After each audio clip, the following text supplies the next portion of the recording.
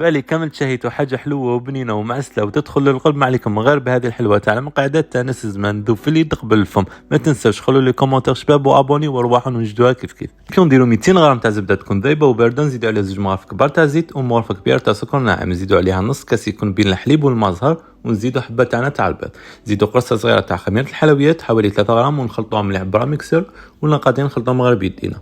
نزيدوا الفرينه تاعنا بالتدريج حوالي 3 كيسان ولا 3 كيلات حتى تلاقي معكم العجينه وتحصلوا على العجينه تكون طريه. نوجدوا لافاص تاعنا كنت استعملت لهنا كاوكاو، واش عندكم تقدروا تستعملوا.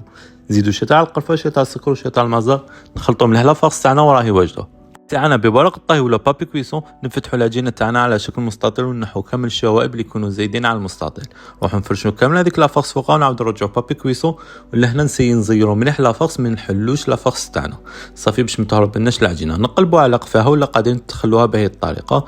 نقطعوا العجينه تاعنا بشكل افقي باش نقدروا نشكلوا الحلوه تاعنا على شكل رولي. نكملوا كامل الكميه وندخلهم للفرن على 180 درجه حتى يدوا التحميره، ونخرجوهم وهما سخونين نعسلوهم، نقدموهم مع لاتيه ولا مع القهوه. يعود لكم تلاقى في وصفه جديده.